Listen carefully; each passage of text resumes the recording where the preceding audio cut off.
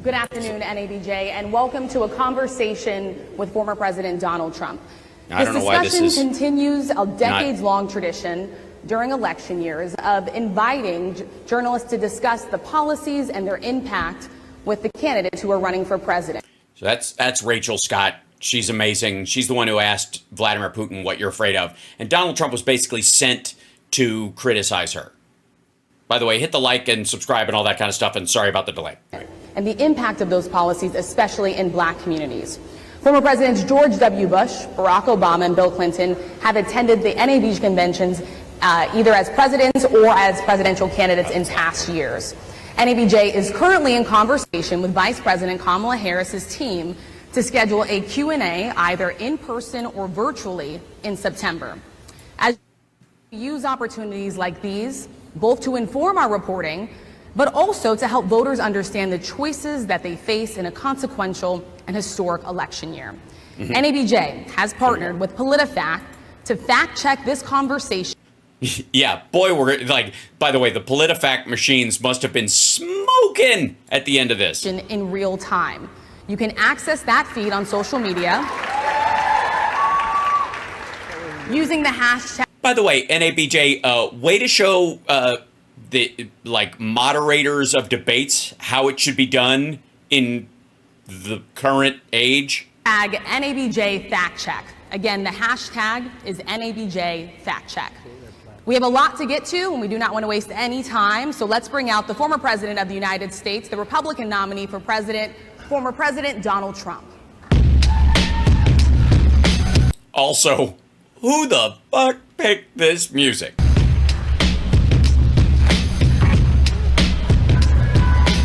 My name is Donald and I shit my pants. I go on crazy racist rants. It's a perfect place for me to be today, because the NABJ is here to say that it's no way that I can do my thing. I can rap, but I can't sing. My pants are full and my diaper's big.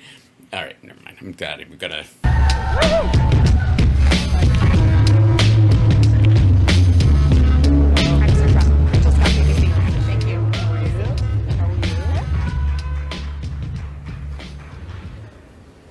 Mr. President, we so appreciate you giving us an hour of your time. I want to start by addressing the elephant. An hour. We so appreciate you giving us an hour of your time. Now, I would like to draw everyone's attention to this number right here, which, if you'll recall, includes the introduction of the people walking out on stage. And a little bit of business at the top, and walk-in music and walk-out music. In the room, sir. A lot of people did not think it was appropriate for you to be here today. You have pushed false claims about some of your rivals, from Nikki Haley to former President Barack Obama, saying that they were not born in the United States, which is not true. You have told 4 congresswomen of color who were American citizens to go back to where they came from. You have used words like animal and rabid to describe black district attorneys. You've attacked black journalists, calling them a loser, saying the questions that they ask are, quote, stupid and racist. Sorry, I'll let her, I'm gonna let you finish, Kaiser, but I would like to say the discomfort this man is feeling right now is something that is long overdue. Now, granted, all black women make him feel uncomfortable, so it's not something, that's different. But being on a stage and having them do it is probably the different part, and it's just fun.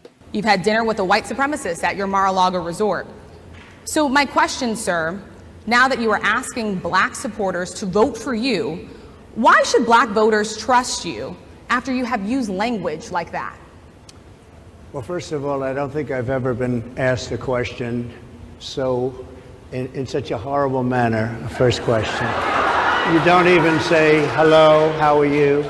Are you with ABC? Because I think they're a fake news network, a terrible network. And I think it's disgraceful that I came here in good spirit. In good spirit. Well, I'm glad you're feeling better. I love the black population of this country.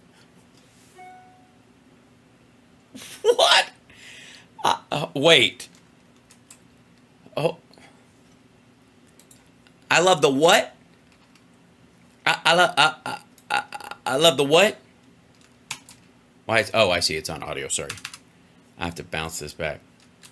Came here in good spirit. I love the black population of this country. I've done so much for the black population of this country, including employment, including opportunity zones with Senator Tim Scott of South Carolina, which is one of the greatest programs ever for... I got it. I got to tell you, it's just a ripoff of enterprise zones. That's what opportunity zones were. You know what the difference between enterprise zones and opportunity zones? Opportunity zones are optional. Enterprise zones actually required federal funding. Opportunity zones were like, we'll give you a tax break if you invest in those areas, but if you start to lose money and get out, you don't have to pay them back. Yeah. Black workers and black entrepreneurs. I've done so much, and and I say this, historically black colleges and universities were out of money. They were stone cold broke, and I say... By the way, there's two ladies in the back that are clapping. They were later seen, they were wearing MAGA hats or whatever. I think they were asked to leave at one point because they weren't actually reporters. They showed up and they were kind of like there to cheer them on and watch, and they were escorted out because they're not, shockingly, black journalists. So this is a private thing for the journalists, it's not an open public rally. So you'll hear like a few of that in the beginning, some clapping and cheering from them, and then that dies out. And it's not because they got exhausted, it's because they were kicked out because they don't belong there. I gave them long-term financing, and nobody else was doing it. I think it's a very rude introduction. I don't know exactly why you would do something like that. And let me go a step further. I was invited here, and I was told my opponent, whether it was Biden or Kamala, I was told my opponent was going to be here. It turned out my opponent isn't here. You invited me under false pretense. And then... What? First of all, no. This was not a debate at the...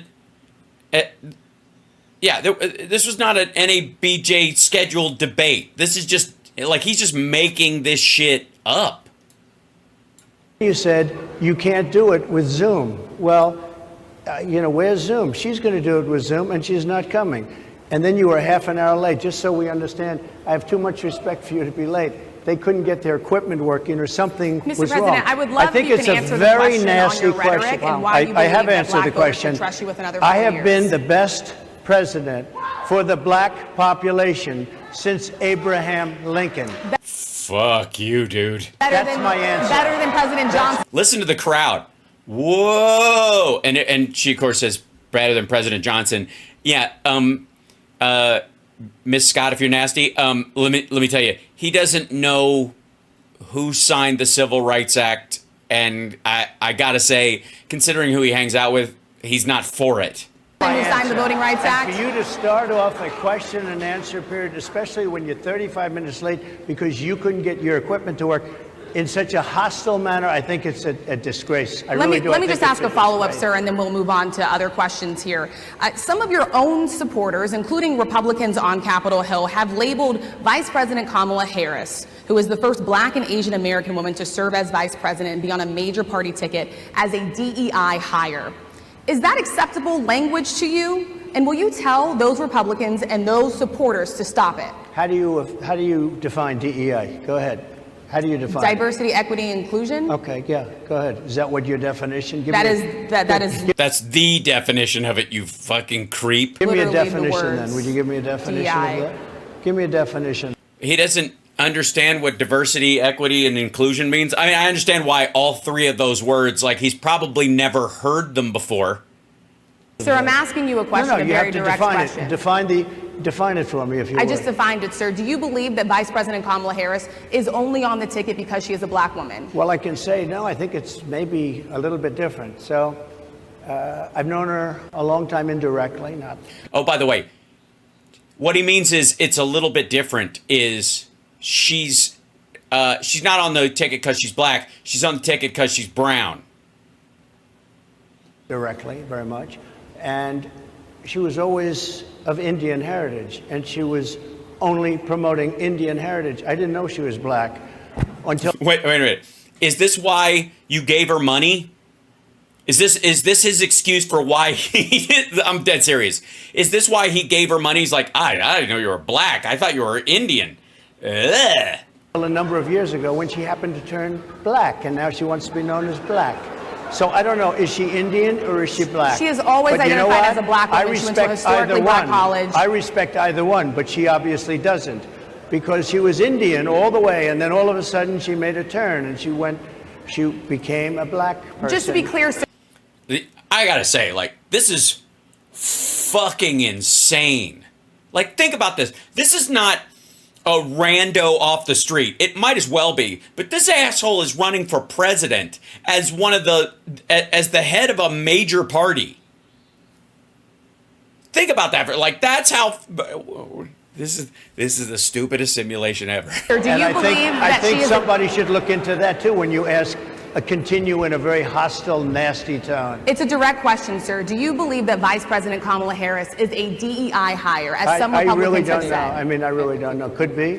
There are some, and there are plenty. I know this lady right over there, Harris, is a fantastic person who just interviewed me at length. And we had a great interview, I think, and I heard you got very good ratings on that Well, interview. you told me it was the longest one of your life, so... I don't know that one has aired yet. I'm dead serious. This happened today. I'm fairly certain they did this interview in Chicago. I haven't seen that pop up yet. Andrea, CSL, do we have any idea if that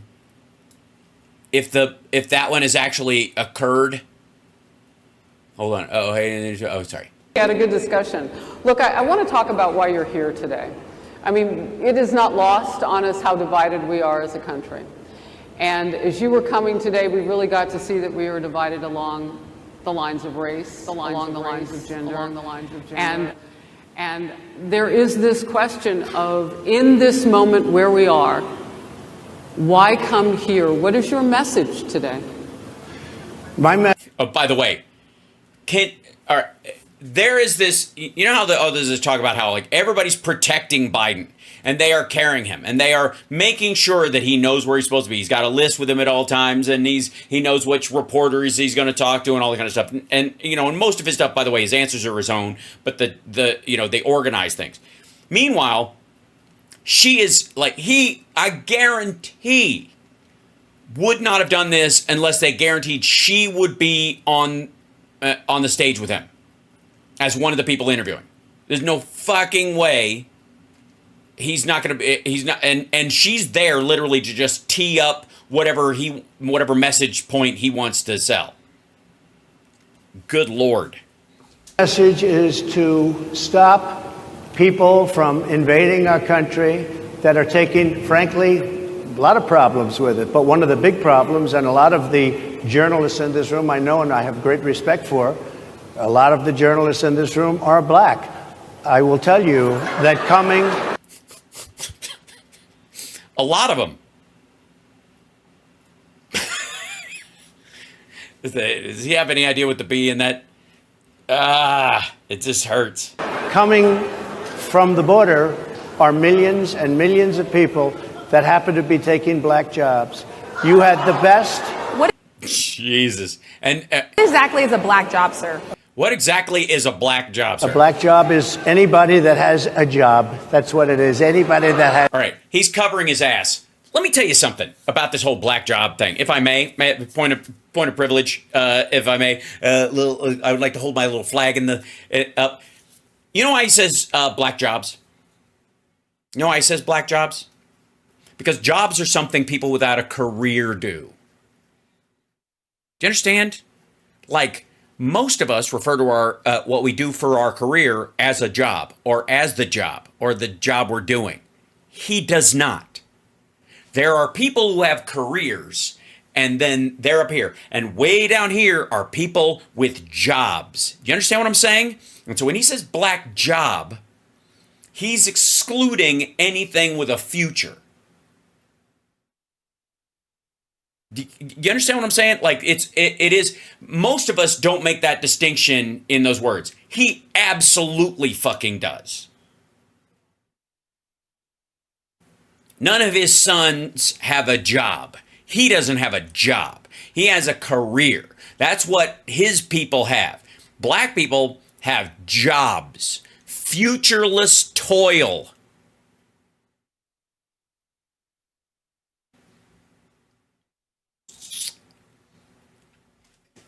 I'm just telling you, that's what he's saying. That's why he picks that word. Sometimes he talks out of his ass and he just makes up shit. Sometimes he's telling you exactly who the fuck he is. That's what this is. White people have careers. Black people and Hispanic people have jobs. Indian people, Asian people have careers. Black people and Hispanic people have jobs. Because that's what they can do. That's what this motherfucker thinks.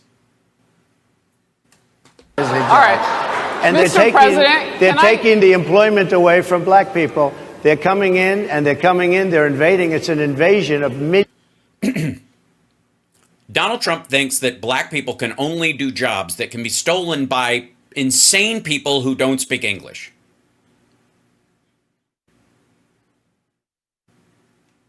Think about what he says about the people crossing the border. And think about what that person being able to take your job says about the job you do. Millions of people, probably 15, 16, 17 million people. I have a feeling it's much more than that. No, it isn't. It's gibberish. It's 3. You want to know the truth? It's 3. It's the same 3 crossing 5 times, you dumb motherfucker. And I can prove it. Here, you want to know how I prove it? Look at the census and how many actual undocumented... Oh, you can't. Why not? Why not? Why wouldn't you want us to count the number of undocumented people in a particular district? It can't be that, well, some districts want to count those people so they get more resources, because the resources they would get would come in the form of ICE and DHS and Labor and Safety Board people showing up all the time. It wouldn't be in terms of welfare and the like, would it? But Republicans don't want you to count the number of people who are here undocumented. You know why? Because the number isn't anywhere near as big as they say it is. Not anywhere near the size that they say it is. We've heard, my whole fucking life, I've heard 11 million people over and over and over again. And I guarantee it's somewhere between 6 and 8. And it's always a rotation. People die, people move back, people come here for a short time and leave. That's the maximum number it could possibly be. And it's relatively static. And everybody's been seeing what's happened. The first...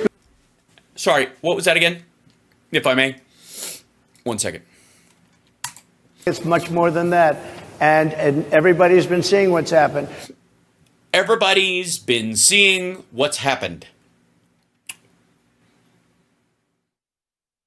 The first group of people, the black population, is affected most by that. And Kamala is allowing it to happen. She's the border czar. She's the worst border czar in the history of the world. There's never been a border czar like this. She's never... Again, he's just throwing the word czar on his border muscle memory language. I don't know if it's muscle memory. What it would be? Tendon memory? Bone memory? Fat memory? It's hard to say. Never even essentially been. She said she was there once, but not the right part of the border. So she was a border czar. She's done a horrible job. These people are coming into our country, and they're taking black jobs and Hispanic jobs, and frankly, they're taking union jobs. Unions are being... Also, no, they're not. You can't join a union if you're not a citizen in the United States. No union allows that. Very badly affected by all of the millions of people that are pouring into our country. And one thing, as we discussed, many of these people are coming in from mental institutions, from prisons, from jails. They're gang members in other countries. Other countries are setting loose their prisoners. They're opening up their prisons. No, they're not. As a matter of fact, even a cursory glance at the story about South America shows you that the reason why gang-related crime is down in South America is because of this giant move to lock up as many gang members as possible. Like, they are doing mass roundups of people based on their tattoos and just throwing them straight in fucking prison. And their mental institutions, and they're taking their bad people, drug dealers, gang members, and they're bringing them into the United States. And by the way, their crime rate... Also, by the way, bringing them into the United States. He used to say sending to the United States, and I pointed out that what are you going to do? You're in Guatemala. You have a mental institution. You take the violent offender ward, the people on the top floor who are the craziest and most dangerous, and you just turn them loose and say, go to America. What do? They go home and they kill everyone. Or if you drop them off at the Mexico border, do they walk all the way through Mexico to America? Or do they just go back to being crazy locally? Well, obviously that message got through because now they're dropping them off. It is going down, and our crime rate is... Also, by the way, I'm just saying for the record, think of this as an intellectual exercise because it's all bullshit. He's just talking out of his ass. I'm just poking holes in a ridiculous argument for the sheer activity of it. Going to be a disaster. Mr. President, I want to get into how you address some of the issues with black communities. And I say that plural because we live in communities of color that are different. We're not all... Yes, there's the black community that most of us think of, and then there's the one that Harris and Candace Owens live in. It's totally different. The diversity is our strength. The same. We don't vote the same. Right, yeah. So CSL... Yeah, I don't see any other, I don't see a Harris interview. I looked, when he was talking about this, I looked it up. I have not been able to find a Harris interview when he said it got you very good ratings. It hasn't aired yet, you dumb, they have to edit it, stupid. I don't think the same. It's not monolithic. So as you come here today, I want to talk about something that bursts, and this is the weight of the inflation on this country right now. Oh, that's right. This is the thing that she agreed with him beforehand that she would tee up for him. Nonprofit Money Management International recently released data from its mid-year analysis that we have found a 52% rise in people who are seeking counseling for being in credit debt. Real quick, can I interject that? Because it's now available, because now you have access to that. Now you can get credit counseling and improve your credit score, and it doesn't cost you anything. And there's nonprofits that are being set up because of stuff that was created not only by the Obama-Biden administration, but by the Biden administration as well. Maybe because they're now knowing it exists. You know what I mean? It's like as psychiatry gained popularity, there were more people seeking help because now they could. They're paying for food that is sky high on their credit cards, and now they can't pay that off. The credit counseling nonprofit MMI, as I said, is saying now that they've seen surges that they haven't seen since we were in a pandemic of people. When were we in a pandemic? Jesus, that's 1912, 1918, 1917? Are we talking 1925, the tuberculosis, or that was a long time ago. People in financial trouble. Much of that falls on the shoulders of single moms, single black moms. When you look statistically, how do you turn? By the way, I don't know how Rachel Scott doesn't throw her notebook at Harris right here because she looks like she's about to. And this young lady doesn't even want to look Harris's direction. Rachel Scott is one of the strongest people on earth. I'm just going to say it right now. She can emotionally, psychologically, and ethically bench press Mount Everest. I'm just saying. Around what's your plan for the black community when it comes to money? So, first of all, it's very hard to hear you for whatever reason because of the fact that they have bad equipment, because I guess, this woman was unable to get the right equipment. This woman was unable to get the right equipment. She's one of 3 panelists. They have nothing to do with the audio on this at all. Fuck you. This woman was unable to get the right equipment. And by the way, let's just go to how Donald Trump thinks. To his way of thinking, there is a line. He's not on a panel. There's a line. And she's in charge because she's closest to him. Whoever is closest to him must be running things, must be in charge, must be the person who's responsible for stuff. Also, he has been in the public eye long enough to understand that there is a monitor issue. That's what this is. If he can't hear her, which is weird, if you can't hear her, it's because there's a monitor issue. Her voice is, and all you have to do is go, I can't hear her very well. Can you put more of her voice in the monitor? Her mic is very low in the monitor. But that would make it difficult for you to shit on this woman in front of you and be an asshole just for the sake of being an asshole. But it's very hard for me to hear you, but I can hear every other word. It's very difficult, actually. But so I don't know if they Boo fuckity who can fix it or do something with it, but I'll do the best I can with it. The inflation is absolutely destroying our middle class, our working class, virtually every class. Inflation virtually is a disaster. our virtual class. In our AI inflation is the worst. country. Inflation is a country buster. It breaks every country. And we had, in Is he going to go to Germany with this shit? my opinion, the worst inflation we've had. They say it's 58 years, but I think it's much more than that. It's been devastating. And if you just take a look at a lot of things they don't include, like interest rates went from Yeah, interest rates aren't inflation. As a matter of fact, rising interest rates are how you deal with inflation. One of the reasons why it hasn't actually worked is because we don't have monetary inflation. Everybody, all these Keynesian motherfuckers who believe that we have inflation because of money instead of supply shock because we went through a pandemic are assholes. from 2.4% to 10%, and you can't get the money. People can't buy houses. They no longer have the American dream. Young people. Also, yes, they can, and yes, they do, and it will come down. It is a temporary thing. Also, when my parents bought their house, it was double what the interest rate is now. And I'm just telling you. People, young black people, they don't have the American dream anymore. They can't buy a house. They can't borrow the money because of the cost of the money. They can't buy it because of the cost of housing, because of the cost to build it, because of inflation. No. Inflation is a disaster, and it's destroying our country, and it's destroying the black community probably as much or So what do more you do? than any. What's your plan? You know what we have to do? We have to bring down the cost of energy, and that's going to bring down the cost of inflation. This was all started with a bad energy policy by Joe Biden. By the way, just if I might, Oh, dear. I was running against a man named Biden. You probably saw that.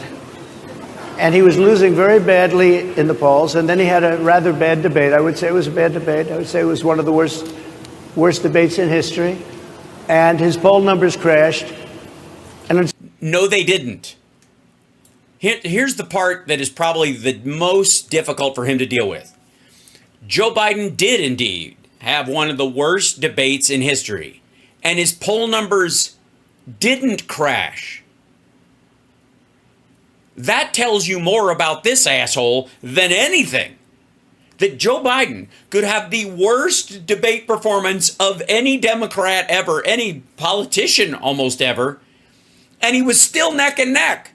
He didn't lose anything. Do you know what a asshole you have to be to have your opponent have a debate like that and you still don't pull ahead at all? Do you know what kind of an asshole you have to be to win a debate by the fact that your opponent effectively collapses in front of you? And never mind the fact that Biden told the truth and this guy lied his ass off. We're talking in his vernacular, not reality, just to clarify. But yeah, Biden improved 2 points over the next 3 weeks. But on top of that, you have that debate, and then somebody... instead of saying, let's keep going, and maybe not only does he have that debate, somebody shoots at you. You survive an assassination attempt in the same 3-week period, and you don't see a measurable move in the polls. Do you know what a terrible candidate you have to be to not benefit from either of those, much less both?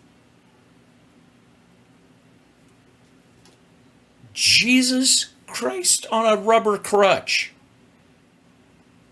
Yes, and the RNC. That's right. Yes, you should get a boost after the RNC as well. You know what? The convention was so normal. Thank you, chat room. The convention was so normal, I kind of fucking thought about it. I mean, I forgot to think about it. I forgot to add it to the equation because it was just supposed to be there. You're supposed to get a bump after your convention. He didn't get one. He didn't get a bump from picking his VP. He didn't get a bump from the RNC. He didn't get a bump from being shot at. He didn't get a bump from having, like, his opponent basically have the worst debate in history. Do you know what a piece of shit candidate you have to be to not get something out of those things? Consider that. I mean, really. Thing happens the other way. They said, oh, we're going to replace him. Let's just replace him. That's like you're in a fight, a prize fighter's in a fight. No, it isn't. This is not like a fight at all. And by the way, if you want to do, this is technically speaking, because every president has a vice president, it's, if you want to do a fight analogy, it would be tag team wrestling. You're fighting one guy, he can't fight anymore, he tags out, and you have to fight a fresh person. That's what it would actually be like. And considering this asshole's history with pro wrestling and the fact that he had Hulk Hogan at his goddamn RNC, you'd think that would be fresh in his mind, but it's bullshit. Anyways, also, you're not fighting. This is not a fight. This involves legislation, administration. This is way more boring and long-term than a fight. Nobody can fight for 4 fucking years. Nobody. That's not what you're doing. That's not the job. And that's not what anybody who wants to do the job should think about the job.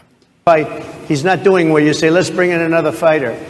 So yeah, that's why that's what everybody was thinking when they were voting for Nikki Haley.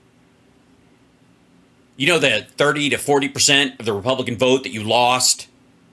That's what your party was thinking. That's what those people are thinking. Guess what? I got news for you, motherfucker. They've already shown they were willing to vote for a brown woman instead of you. Guess where their vote's going? I'm just going to bask in that for a second. Yeah, this was good. Yeah, it's nice. Some things just make you breathe deep, you know what I mean? Our whole campaign was steered toward him. And now we have to steer to it. But ultimately, it's the same because they have bad policy. They have. Well, then why do you care? If ultimately it's the same, then you're just filling time complaining. Then, you whiny little weasel. Policies of open borders, unbelievable open borders. Open borders apparently isn't giving you a chub anymore. Just saying open borders isn't exciting people, so you got to say unbelievable open borders. They're so open, they're just amazingly open. They're like open. How open can you possibly be beyond open? I mean, this place is open. It's not even like half closed on Sunday. It's open. Horrible energy policies. They want to get rid of, as you say, gasoline in cars.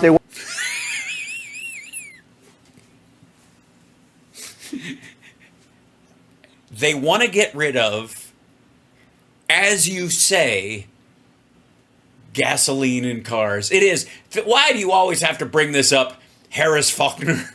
Why must you always bring up this gasoline in cars business? As you say,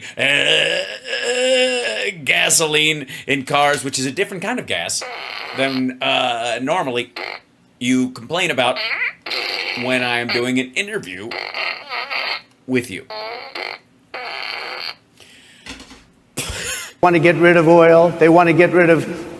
Yeah, eventually. I got news for you. The human race will eventually get rid of oil. We'll use it all up. Then what, motherfucker? Then what? Efficient heating. Mr. President. Wait a minute. Don't interrupt him. He's just starting to really shit the bed. Here's the thing. Right as he starts to ramble, reporters, bless your eye, like all stripes, ladies and gentlemen, please, say, the only thing to do when he starts doing this rambly shit is just say, I'm sorry, you were saying. And he will go for another minute and a half down this bizarre side road into the middle of fucking nowhere. Just let him do it. Don't bring him back. Of oil. They want to get rid of efficient heating. Mr. President. Environment. They want to get rid of efficient heating.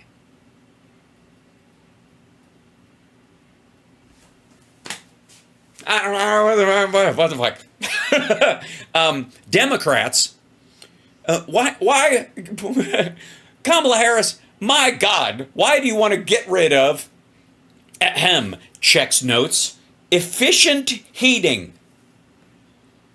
Asshole, next thing he's going to say is they want to get rid of those, they want to make it so that there's no governors on the water on shower heads so that the water just sprays out uncontrollably. Finally, what they're doing is killing our country. They're absolutely destroying our country. But the inflation is the thing that's hurting the black worker, the black population, and every other population. Also black and black. I said black, right? I'm under a black quota. It's the only black quota I believe in. It has nothing to do with hiring. It's just saying black. Within our country. Inflation is the worst it's been, I think, in over 100 years. You're an idiot. And they'll fact check it. They'll say it's only 58. Whatever it may be, they don't add all the numbers. They don't add the really bad numbers, and you can check that too. But inflation, Harris. And yet, the American economy is unstoppable. Why would that be? Worst ever.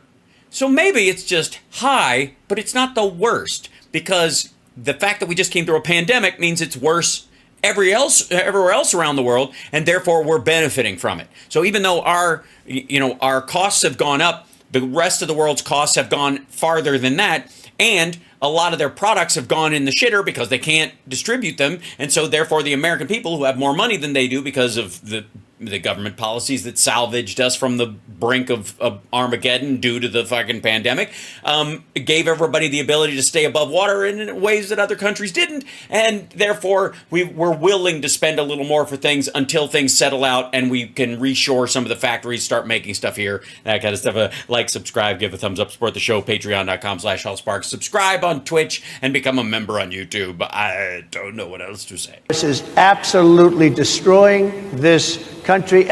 It absolutely isn't. There's an argument that maybe it should because it's a lot, but it ain't. So what does that tell you? And the people in our country. Yes, Mr. President, can I ask you another question that is also impacting black Americans? And that's very clear now. Good. Her mic is clear. Harris's isn't. I'm sorry? It's very clear. I hear you. Okay. So Sonia Massey, someone from Illinois, an unarmed black woman, was shot the other day in her home by a deputy sheriff. The deputy has since been charged with murder. You said police would get immunity from prosecution if you win. Oh, dear. By the way, Sonia Massey's family has said recently, I think, that they believe she might have she committed unalive by cop. Now it's what was kind of happening. Doesn't change the guilt of the guy who shot her or whatever, however that will play out. But this is a very serious situation. This is a very serious issue. Do you think he's going to answer it in a way that is on par with the seriousness of it? Wait, did I hit 70K already? Did we actually achieve 70,000 subscriptions? I can't believe it. Only 30,000 more to go to get me a button. Subscribe. Why should someone like that officer have immunity, in your opinion? Immunity? Immunity. I don't know the exact case, but I saw something. By the way, let me tell you something. The fact that he's jumping all around about, I don't know the exact anything about this. Asshole, you said that they should get absolute immunity. They should get specifically blanket immunity is what he's talking about for police officers. And it didn't look good to me. It didn't look good to me. Are you talking? What are you going to do? Micromanage every fucking case that comes through and decide from the president, from the Oval Office, which cops deserve immunity and which don't? What are you going to do the rest of the time besides reviewing police shootings, you weirdo? With the water, right? Yeah, well, police. It did. With the water. I mean, police unions are not backing this person either. Okay. But again, Are they going to be charging the officer? I guess they're charging the officer. So why should he receive immunity? Well, he might not. I mean, it depends. It depends on what happens. I'm talking about people. By the way, I think the rest of us, are like, all right, asshole, then why end the, oh, thank you, Andrea. Yay! Celebrate good time. Come on. 70,005. Thank you, that extra 5. You really put us over the top. It means a lot. Bless you. I'll never forget you. She is trying desperately to get him to like present an actual a policy that could be implemented that would actually structurally be in place. Like he as president would establish some sort of a standard. What's that standard going to be? How do you actually apply that standard? You know, like a fucking adult. That are much different cases than that. We need people to protect ourselves, and we need people to protect ourselves.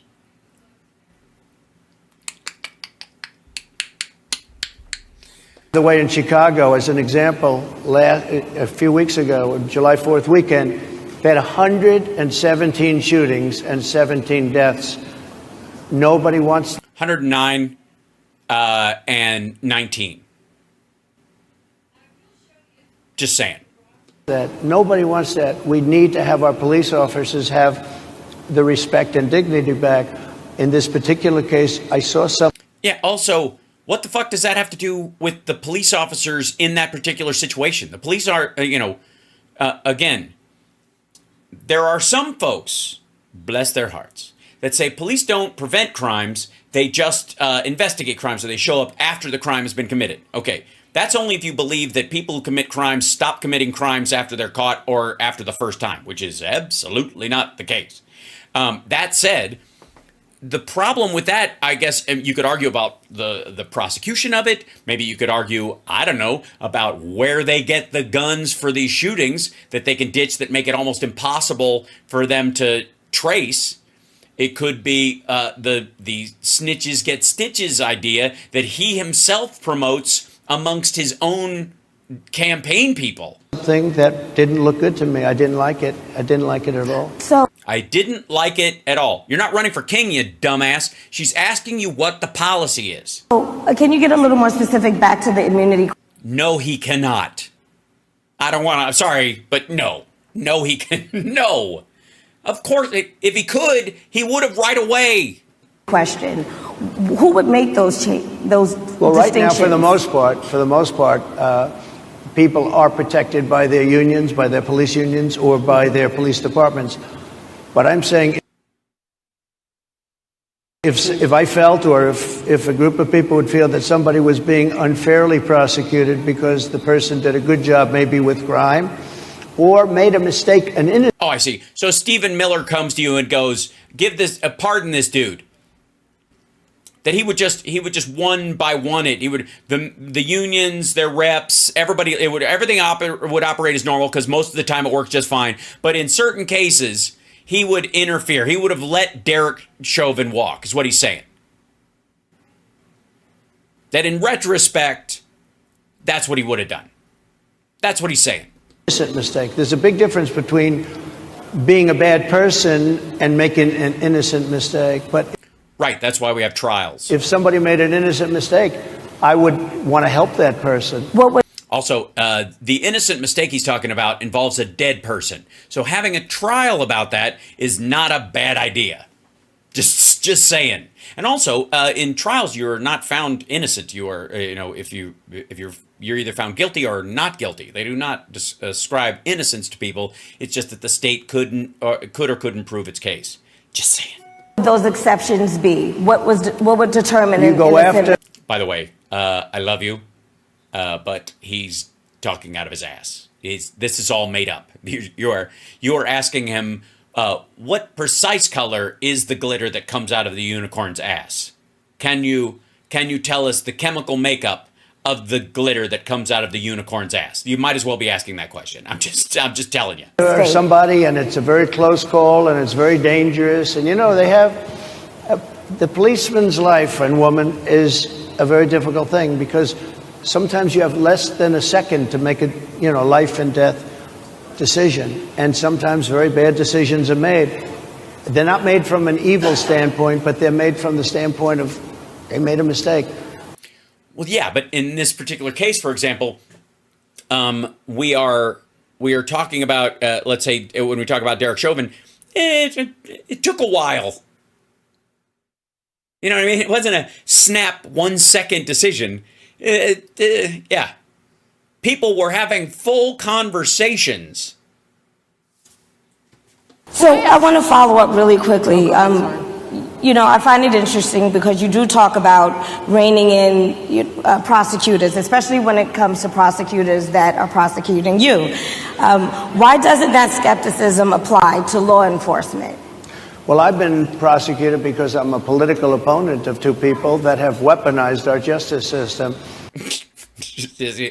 You're not gonna realize that you do there. This balloon is not tethered to the earth, ma'am. This is not.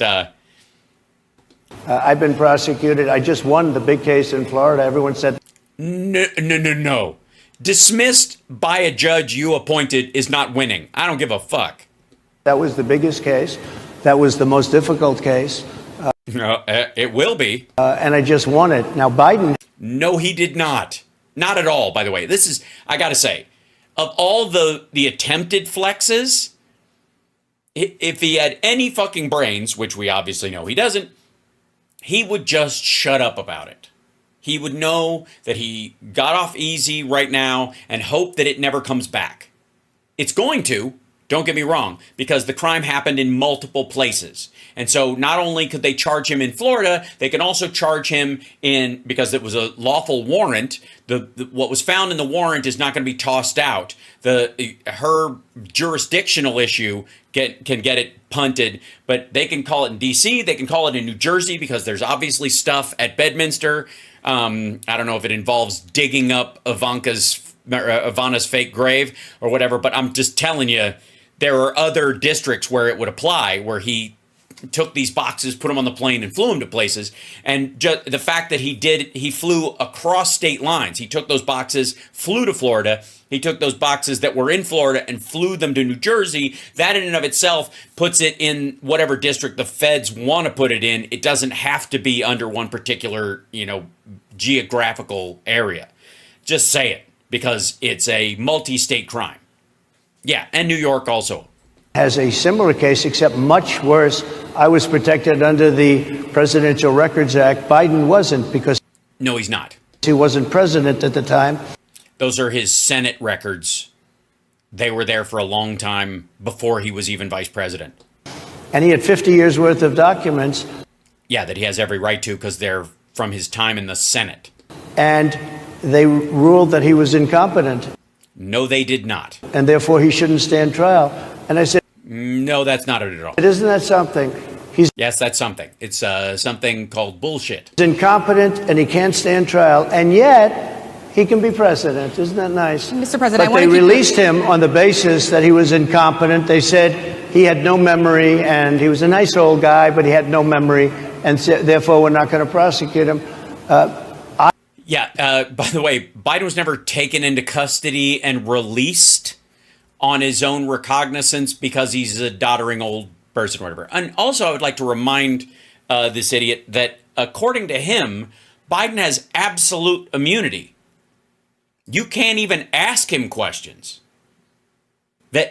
And the special counsel, her, shouldn't exist.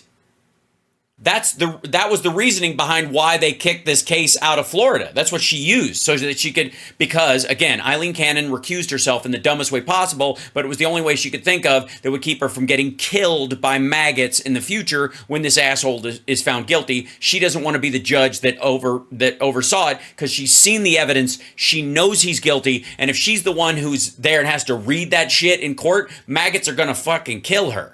So she was trying every fucking way she could to get out of this thing. I won the case, and it got very little publicity. I didn't notice ABC doing any publicity on it, George. We covered you extensively, sir. I'd love to move over on to different topics. I didn't notice you do any publicity on it at all. I won the case, the biggest case. This is an attack. Also, by the way, he doesn't know her name. He's not saying her name. He just says ABC over and over again. ABC, ABC. The reason he's saying ABC is because that's the network she was on when hold on one second, when she asked a question, of Vladimir Putin. On a political opponent. I have another one where Sir, I have if you a don't mind, I'd hostile love judge. to. We have you for a limited time, sir. I'd love to move on to different No, topics. excuse if you. we You're the can. one that held me up for 35 minutes, just so you understand. Also, we're 17 minutes in, and he's saying they're late for 35 minutes because you think she, as one of the reporters you're speaking to, is in charge of hooking up the gear like this is a fucking podcast. If we can move on now to the state of the race, sir, I want to get back to the campaign. Senator J.D. Vance is your running mate. He's had a lot of controversy lately, and I want to read you a few things that he has said in the past. He said the Democrats running the country are a bunch of childless cat ladies who are miserable at their own lives and the choices. By the way, the newest detail is that he referred to people without children as sociopaths, to which a lot of people have pointed out Dolly Parton doesn't have any children. Just saying. So, I mean, Dolly Parton is a sociopath, in quotes, should be something that just DJT. We'll just draw from that. Yeah. They've made, and so they want to make the rest of the country miserable too. He's not talking here about how great it is to be a parent. He's attacking what he says are the choices people are making to not have children. Did you know that he had these views about people who do not have children before you picked him to be your running mate? And do you agree with him? No, I know this. He is very family oriented. Uh-huh. Yeah, him and Lindsey Graham. And he thinks family is a great thing. That Weird. doesn't mean he thinks that if you don't have a family, it's not. I know people with. No, hey, asshole. It's exactly what he means. That's the point. That is specifically the point. He's saying if you don't have children, you don't have any investment in the future. And in this new quote that they found, he's saying you're a sociopath. Yeah, he's specifically saying that. Families, I know people with great families. I know people with very troubled families. That would be his. And I also know people with no families. They didn't meet the right person. Things happen. You go through life, you don't meet the right person. But he's not just talking about families here. And he also some of says those that people that don't have children should get less votes than those all right. that do. I'm just speaking for myself. Is that your and I campaign think position? I'm speaking for him too. I think I'm speaking for him too. This is a signal to him. Repeat what I'm saying and He strongly believes in family, but I know people with great families.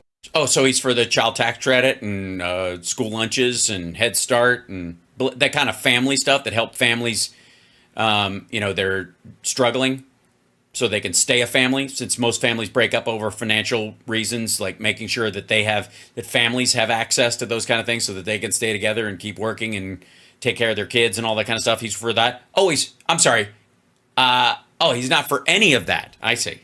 I know people with not great families that don't Enough about Don Jr. have a family, and the people without the family are far better. They're superior in many cases, okay? He's not saying they're not. Hey, by the way, he means Jeffrey Epstein. Think of his friends who he's hung out with for a long time. People he loved hanging out with for multiple decades. Epstein didn't have any kids of his own.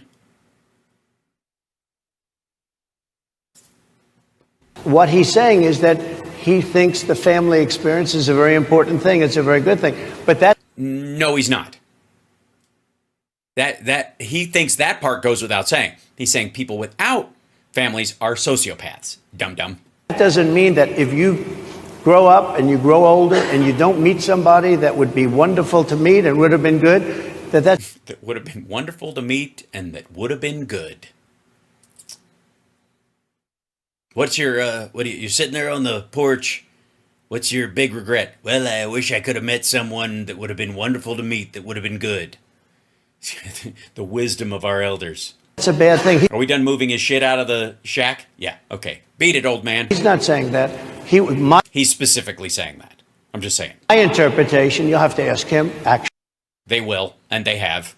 But they're asking you because you're his boss and he's your running mate. But my interpretation is he's strongly family-oriented, but that doesn't mean if you don't have a family, there's something wrong with it. No, he's saying that's the point. Otherwise, it would, if he had just talked about how good it is to have a family, nobody would be bitching like this at all. Nobody would have any complaints. Nobody would have brought it up. It's the fact that he specifically brought up the idea that people without families are sociopaths, that people that don't have children should have less of a say. That's why. It's beyond the fact that he's family oriented. It is specific to what he said. One last point and then we'll move on. And the fact that he doesn't know or pretends not to know. Just one of the bedrock principles of American life is one person, one vote. Senator J.D. Vance has suggested that someone who has children should have more votes than a person who does not have children. I just want to be clear here. Is that the position of your campaign? Well, no, but it's not something I have ever heard before. Really? Really? He's your running mate? You don't know this?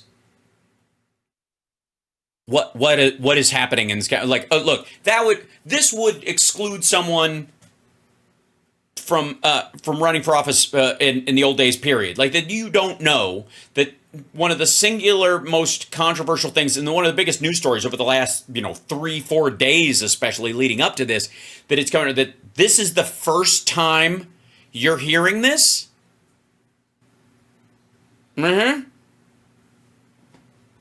I gotta say, if you're intending to run the White House like you run your fucking campaign, you don't know shit. You don't know where anything is. I tell you this, right now you have illegal aliens coming into our country, and many from prisons and many from... Look at her. She's like...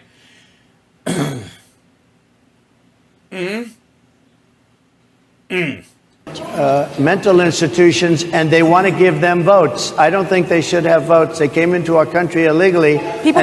Nobody's giving them votes. Taking the vote away from all of the people in this room. She says only American citizens are allowed to vote, sir. That have been here a long time, that have worked hard, that in many cases, and you'll see this happening, if I'm not elected, you're going to see it happening. If I am, you're not going to have any problem. But you're going to see it happening along... Why wouldn't we already be? We're almost through the entire Biden term. If it ain't going to happen, what do you think this is? You think Democrats just set snares? Is that what we do legislation-wise? We just wait till the last second? Oh, by the way, maybe that's what it is. Maybe that's what this asshole is telling you. Maybe what he's saying is you just fucking golf and do tax cuts and shit, and then on your way out the door, you write a bunch of you write a bunch of executive orders that hamstring a bunch of people. You pardon a bunch of your buddies, and you take a bunch of national secrets with you so you can build a fortune after you've left office. It sounds like he's telling on himself. Time you're going to see the people in this room and people outside of this room. He didn't want to say black again because I think he's over quota. Are going to be losing their jobs to people that have... They are? Why aren't they already? I thought there were 15, maybe 17, probably 20 million people that have come in and they haven't lost their jobs yet? Come into this country illegally. Mr. President, can we stay with just kind of the state of the race right now? Because I felt like that vice president question, candidate question was right in there with that. So let's talk about J.D. Vance for a little bit. He's had some stumbles out of the gate. I don't know if you're hearing what we hear as reporters, but it's been a tough couple of weeks for him. Why did you choose J.D. Vance? Also, if you're not, the fuck is wrong with you? You picked him. He's your running mate. You should be fairly aware of of the impact that he is having on the campaign. One would think. Vance. Right? Right? Why did you choose him? And I'm having a hard time hearing, too. I know everybody out there can, but it's hard to hear. I'll tell you why. I chose him because he's a very strong believer in work. And that's in great contrast to me, because you need somebody who balances the ticket out, and I don't work. I don't believe in work. I don't think work.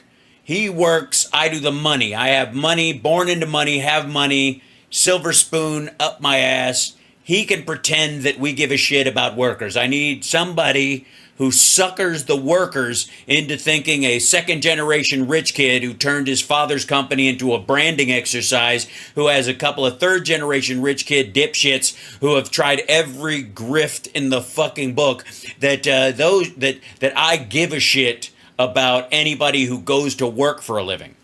And the working man and woman, and especially the working man and woman who have been treated very unfairly, because you have many of them in this room, but you have... Really? Black journalists? Is that what you're saying? Oh, you mean by you? Gotcha. Okay. Many of those people, they were treated... You mean like they get shit on by some silver spoon prick from New York?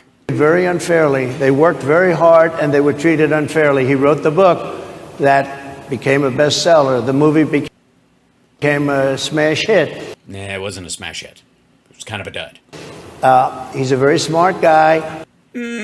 Without the benefit of having a family that has contacts, like a father that was well connected. Oh, you mean like you? He got into Yale Law School. He graduated in 2 years from Ohio State, summa cum laude. That's because he did all of his classes at Ohio State.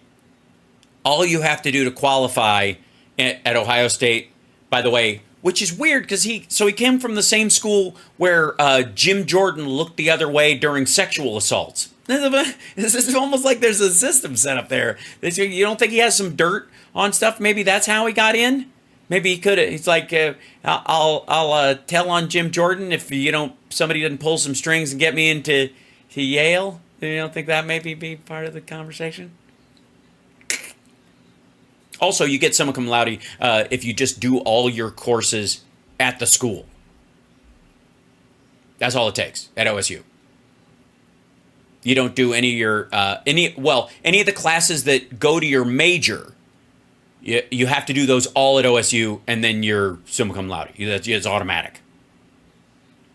If you got, if you went to community college, and this is the fucked up part. If you go to community college and you take 2, 3, you end up you get political science or English or something like that, and you get one of these, you get like 2 of your classes at a community college that are carried over as part of your major, you're not summa cum laude at OSU. That's it. Just saying.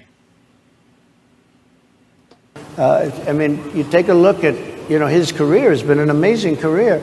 He started off at a level with a difficult family situation, very difficult with... Really? How was that? The mother and the father. And oh, okay. So he had a mother and a father. Okay, that's very difficult. Everything else. And everything else. Oh, so everything else was, he had a mother and a father and everything else. How did he keep track? He ends up going to Yale Law School and was one of the top students, became the head of the law journal. That's an amazing thing. He's a 4-year, he was in the military with great distinction. Great distinction? All due respect, he was a reporter. And then and by the way, he was a PR writer. He wasn't even he didn't write for the newspaper. He was a PR, he was a copy man for the Marines. Again, that's a gig, but the majority of it he spent, I think, in North Carolina. For 4 years, got 4 whole years as a reporter in the Marines. out, went into business, became successful in business, very successful. So he only stayed in for 4 years. Interesting. Successful in business, actually. He did public offerings and other things.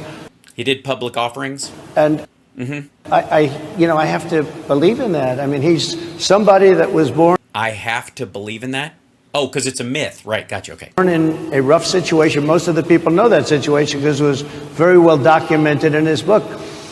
And I have a lot of respect for somebody... Really? Was it very well? Which part of the book stood out to you? I'm curious. What was your... So that would be the question. What was your favorite part of his book? The dust jacket or the inside flap? Or the picture on the back? Or the part that says made into a major Hollywood movie? They can get into Yale and become one of the best students in Yale, that meets a young woman at Yale who was also outstanding, and they get married, they have a beautiful family, but he had he's made himself an amazing life. He then goes to Ohio, lives in Ohio, and...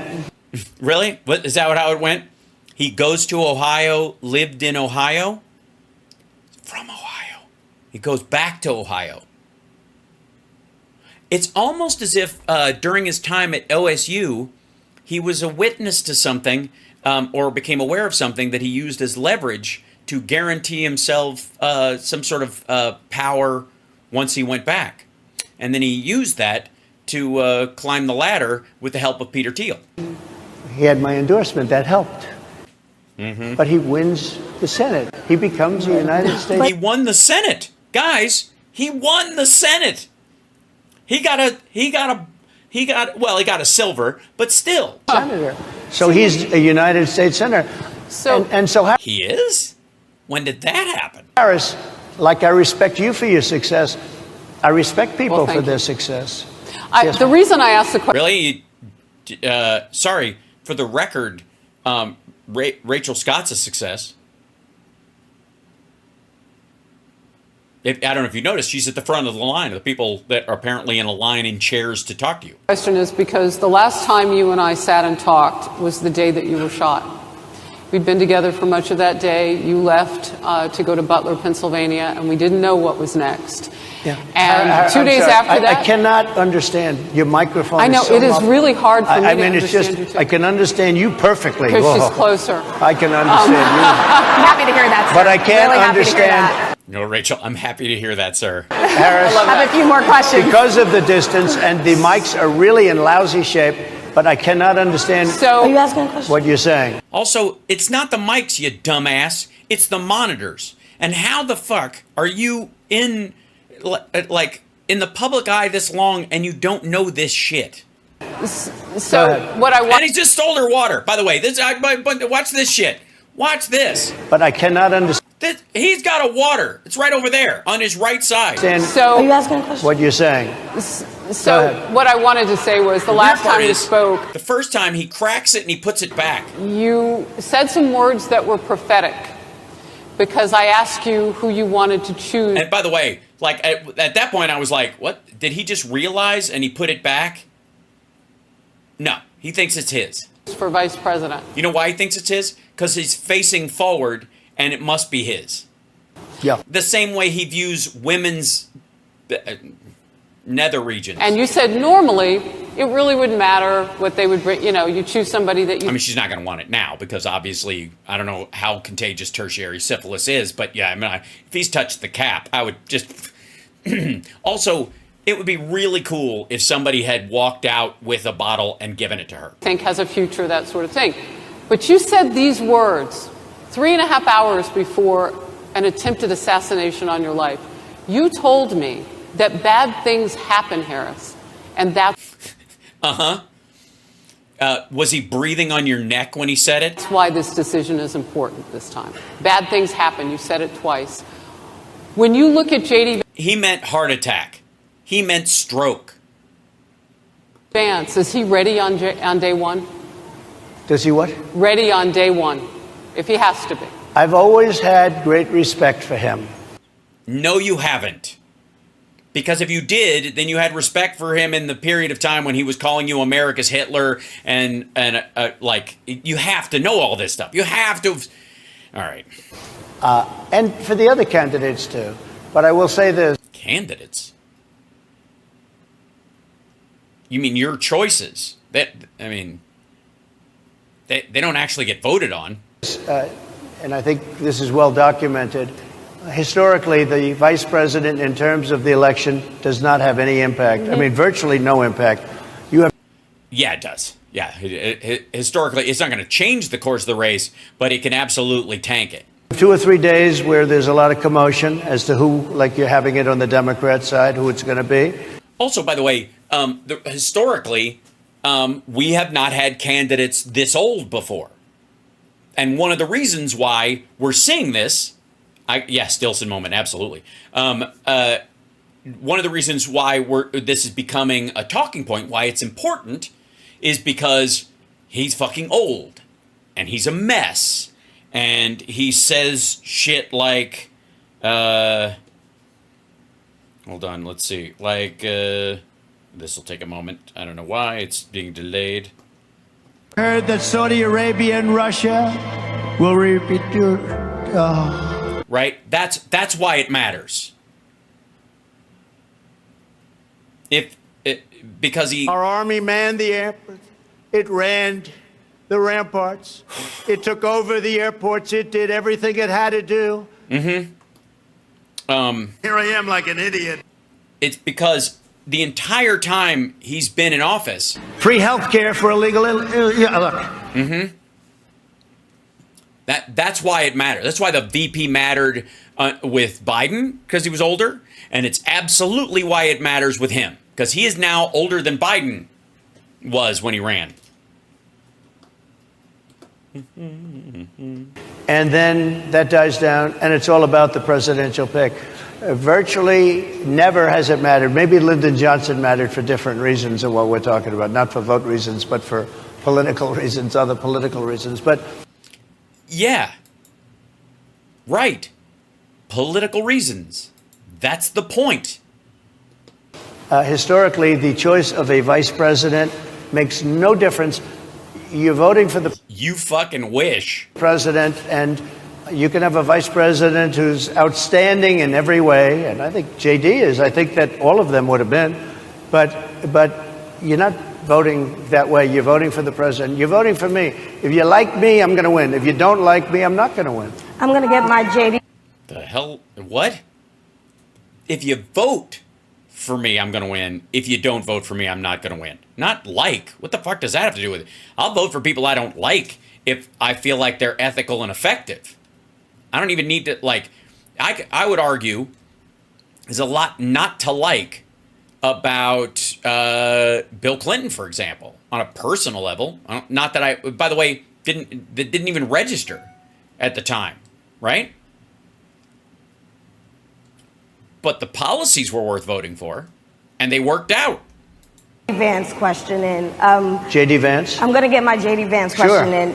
To your point and to Rachel's point, he, Specifically Rachel's point.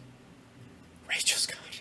Has a lot of opinions about childless women like myself or divorced people like yourself. Do you think, my point at is least here. it was said in a friendly manner. My point is, Because she was smiling when she said it. do you think the Republican Party is getting a little bit too judgy about people's lives when you think about abortion or when you think about what JD Vance is saying? Oh dear. I don't think, look, I think that the Democrat Party is really the one that has the problem. I think they're Democratic. radical on abortion because they're allowing abortion in the 9th month. No. That's the only... look, by the way, 7th, 8th, and 9th month is the life of the mother exception. That's when that is. So if you say you're for, life, rape, incest, life of the mother, by the way, which, by the way, for the record, J.D. Vance is not for all three of those things. You might pin him down on life of the mother, maybe. And if it's a coin toss, baby dies or woman dies, the baby will win that coin toss every fucking time. Let's just be abundantly clear. But rape and incest, they absolutely do not agree on those things. Because, the argument would be, I think it was Doug Stanhope who said, why is your life less valuable? Because your father was a prick, essentially. And the idea is that they go, look, the baby is innocent no matter how awful the father was, is the point. So rape and incest being the thing. Now, incest being an inbred issue, but then again, where would he get most of his constituency? So, the third one being life of the mother. Life of the mother, that only comes up in the last 3 months of the pregnancy. That is specifically it. If you're talking about abortions in the 7th, 8th, and 9th month, that's the part. And if you say they're for that, yes, to save the mother's life. That's when that happens. It's the only time that happens. Allowing the But I think it's they're about allowing freedom, the right? death of a baby after the baby is born, based Also, like, the fact that this doesn't get hit on more often, no. We're talking about non-viable fetuses that are birthed, that die, that do not have lungs, do not have a complete brain, have half a heart, have like seized internal organs, are so deformed that they will never take a breath. And the minute you cut the umbilical cord, they're going to die. And the decision is, how long do you try and keep this child alive when it is not going to live? That's what they're talking about. That's what the governor of Virginia was talking about. That's the rest of us in adult world know this. I don't know where I guess he feels like this works with the QAnon crowd or some shit, but it's fucking gross. Sir, that's governor illegal of Virginia, in every state in the country. By the way, they push back. They're like, that's illegal in every state. It absolutely is. Based on the governor of Virginia. Karate Joe, the article, I'd have to look up where it was, but I want to say it was on, if it wasn't Raw Story, it was one of their attached articles. I'll see if I can find that for you. They're allowing the death of the baby is illegal. after it's born. They're allowing. No, they cannot save this baby. This baby is going to die because it is not a complete physical being. The minute you cut the umbilical cord, it's going to start the process of dying. And the parent, in a lot of these situations, I would say all of them, if you've gotten this far in the pregnancy, you've already painted the baby's room. You've picked out the curtains and stuff. When you find out this terrible news that this is not a viable pregnancy, and you have to go through the choice of whether to abort it to save the mother's life or to carry it to term and deal with the fact that it's going to die, it's heartbreaking. Like he gives a shit.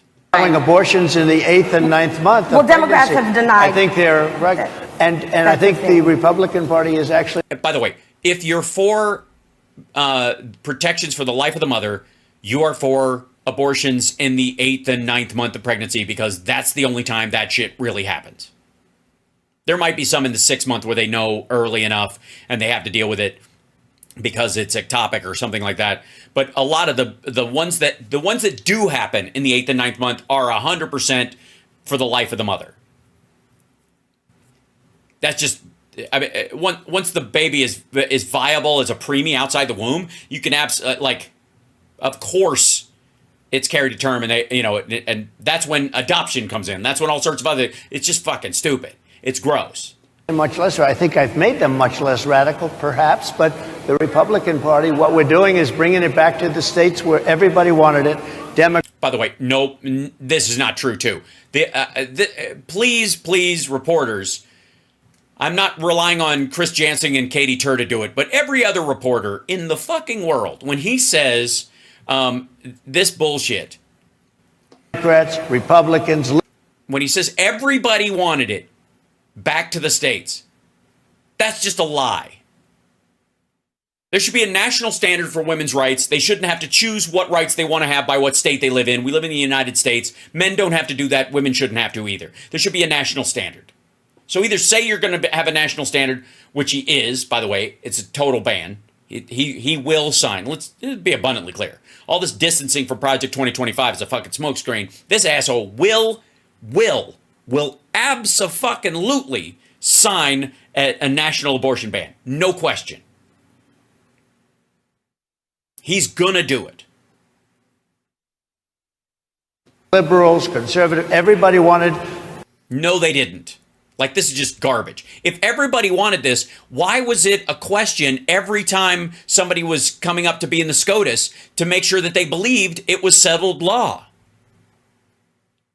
Why did your own Supreme Court candidates have to say to bullshit, lie to everyone that they believed it was settled law to get in there in the first place? If everybody wants it kicked back to the states, why would you even have that as a litmus test in the first fucking place? Abortion brought back. They didn't want Roe v. Wade in the federal government. They wanted it. Everybody But the wanted majority it of back. Americans oppose Excuse Roe me. v. Wade being overturned. They Multiple don't know polls have about showed that, this. sir. Right now, they're voting.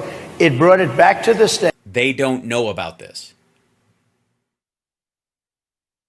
By the way, I am all for this asshole claiming this himself, because there's a bunch of, I don't know where these voters get this idea that because it happened while Biden was president, he was the cause of why Roe v. Wade was overturned.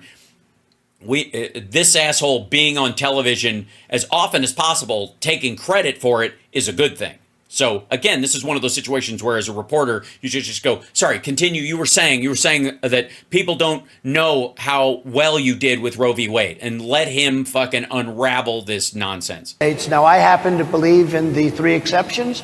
Ronald Reagan believed with rape, incest, life of the mother. Life of the mother happens in the 8th and 9th month, largely.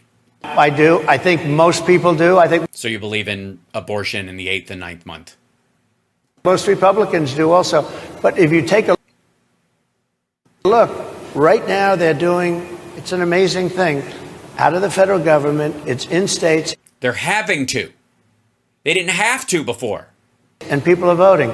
And I will say, Ohio is, let's call it a more liberal version, has been approved. Kansas, the same thing, a little bit surprising to a lot of people. But why? They're basically having to put toothpaste back in the tube that you fucked up. But the people are now voting, and it's taking this issue that's been going on for 52 years and has torn our country apart, and it's giving it to the people to vote on. No, it isn't. It is splitting states and making women have to choose which rights they would like to have. This is just fucking goofy. The idea that this asshole, by kicking it back to the states and removing a federal standard, that he somehow calmed an issue down. And they're voting. And many states have already voted. Others are in the process of voting. And it's bringing it back to the people and a vote of the people. And it's not at all radical. And again, I've mentioned this before. Yes, women are dying. Women are they're doctors having to decide whether they're going to go to jail if they give a therapeutic abortion to somebody who deserves one, needs one, and will die without one, while they're suffering from septicemia in the fucking lobby of a hospital. And women having to sneak out of state to get abortions. This is not the settled issue we had before. And you have to follow your heart. I happen to believe in the 3 exceptions. Most people believe in the 3 exceptions. Most Republicans believe. Well, then pass a law with the 3 exceptions, dummy. Believe in the exceptions. But they don't want. And also, no, they don't. Want to see an abortion in the 9th month or the 8th month. Almost everybody agrees to that. Right. So you're not for abortions that would save the life of the mother.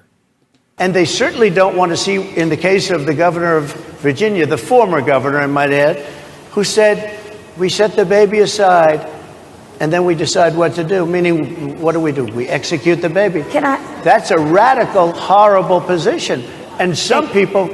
Also, I got to tell you, probably the most fucked up thing about this entire line of questioning and his answer that he gives all the time is that it seems like this dumb son of a bitch actually believes this.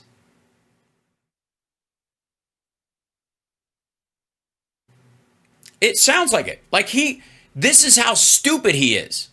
This is like Joe Rogan level of stupid.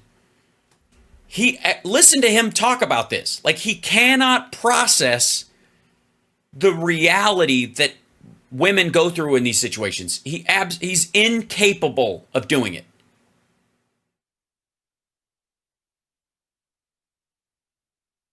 It is,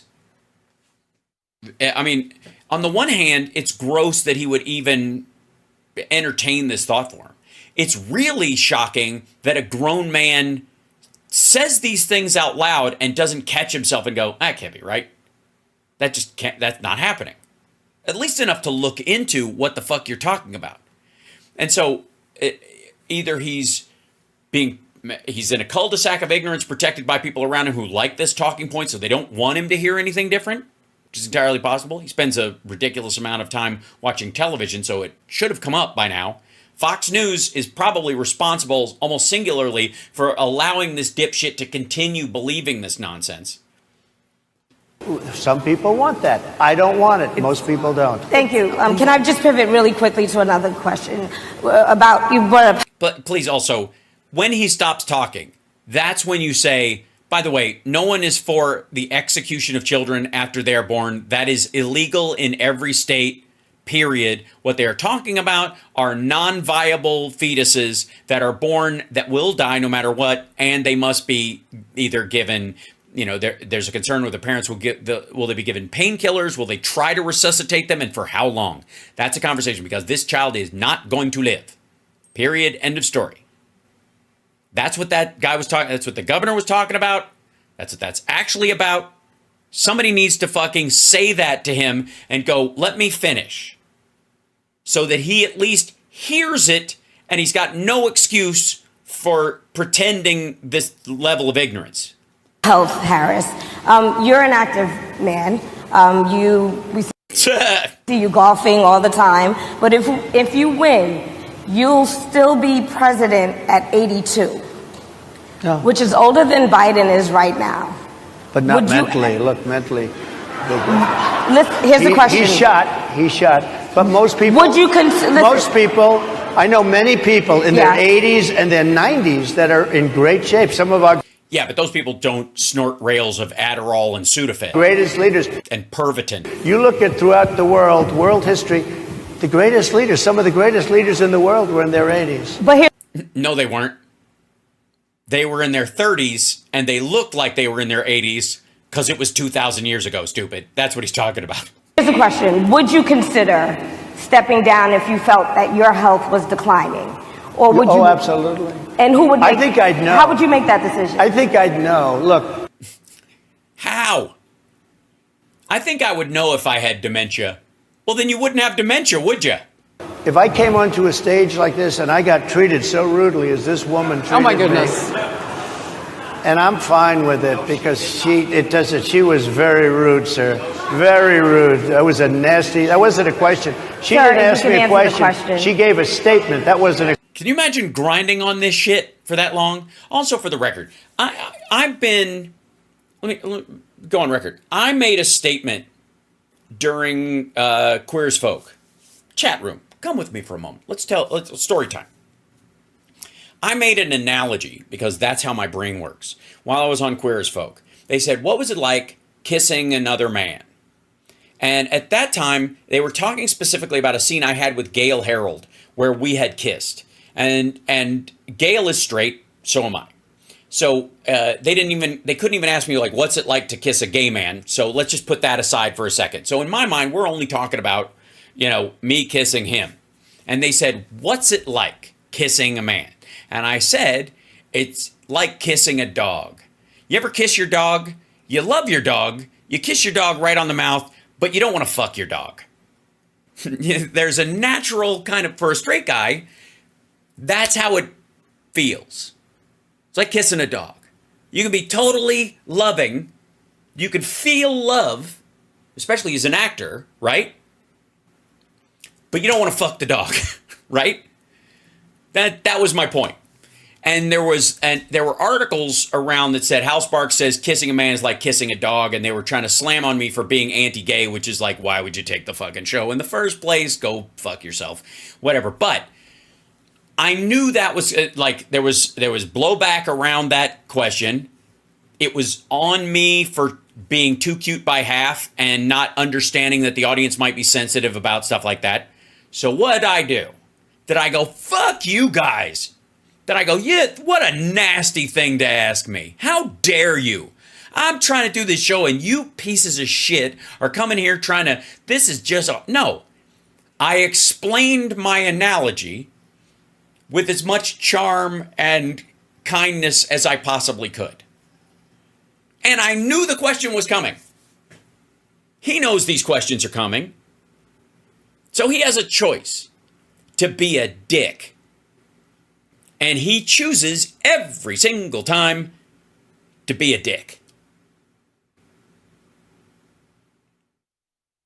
Right? Does that make sense though? And as an analogy, chat room, does that convey how I'm trying to say what I could do as an actor in terms of conveying an emotion versus a natural impulse? Yeah? You think that analogy, especially in retrospect, after I did 6 years / 5 seasons on that show, I think that conveys, the fact, by the way, also, that I believe that being gay is natural, and I am naturally not. And if you think that's wrong or that I should change, that means you believe gay people can change too, which means you don't think it's natural. So shut the fuck up. That's your problem, right? That go that extra line. Cross that extra line. Go that extra mile. Because if my analogy means something, I will explain it. So if you think it means something else, you have to defend all the other aspects of that, of your version of what you think I said. Because what you're saying is that if you don't understand what I'm saying, or you're pretending not to, you're saying that gay isn't natural. That it's a matter of environment, nurture, not nature. So it sounds like you have more explaining to do. Now, I could have answered it like that and been an asshole about it. Did I? No. I was trying to convey the fact that as an actor, you can communicate love, but even beyond whether or not you physically have an impulse to have sex with someone. I do not have that physical impulse, but it is my job as an actor to convey that emotion or to bring that emotion up in myself as much as I can so that it is honestly portrayed in that situation. That's how I described it. Okay? If being gay is a choice, you are bisexual. Right, well, that would be the thing. I see what you mean. If being gay is a choice, then everybody, you mean, Fuzi, you would say that everybody is bisexual because people emotionally or sexually flip a coin. Right. Yeah, again, this is the problem, when you dig deep on any analogy. So, anyways, point being is, he knew he was going to get a question about stuff that he said, stuff that J.D. Vance has said, right? Stuff that he's at a gathering of black journalists. He said really sketchy shit about black people. Let them get it out of their system, essentially, with an interview. Clear the deck. This isn't, by the way, an attack. It's an opportunity. In every situation, and this is the weirdest part, like for a politician or a celebrity or anybody who's in the public eye. Oh my God, J.D. Christie, thank you. Thanks for the 70K. That's very sweet. Yes, we hit 70K. This is, if I may. That's very nice, J.D. Christie. That's lovely. Stop. Silly. I know, and it's a big crowd in the audience too. Like, I got in the varying chat rooms that I have going on my little list. There's 5,200 people in here. Hi, glad you could be here. Hit the like, subscribe. I repeated your answer the statement, sir, question. actually. You said you would. You would. Oh, make that absolutely. decision If to I step thought down. that I was failing in some way, I want people to be sharp. I'll go a step further. I want anybody running for president to take an aptitude test, to take a cognitive test. I think it's a great idea. And I took 2 of them and I aced them. No, you didn't. I took 2 of them, but let me... He didn't ace them. You don't ace them. The tests he took are the equivalent of someone shining a light in your eye to see if your pupils dilate or not, if you've had a concussion. Yes. Yeah. I would like to have people running for president, and I don't mean because they're 70. We hit 70K. I know. It's great. Thank you, J.D. Christie. Thanks, everybody. Look at that. Hey, we're chipping away. I do long-form shit. This is difficult. If you make little TikTok-y snippet things, it's way easier to get your numbers up. But I do long-form stuff. This takes commitment, and I love you guys for it. 75 or 85. I think anybody running, I'd like to do it. People say it's not constitutional. I would like to have something passed where you can do it. I think we should know. I mean, I've watched what's happened in the last couple of years under this gentleman, and our country is a mess. We have inflation. Yeah, the problem is it's not at all. We have the millions of people falling in. We have Falling in. They're falling in. I see. You sure you don't want to take that cognitive test right now? So these people are falling into the country. So what, they're being airdropped without parachutes? Afghanistan, which was... Wow. Hold on. Back the fuck up. Inflation. We have the millions of people falling in. They're falling in.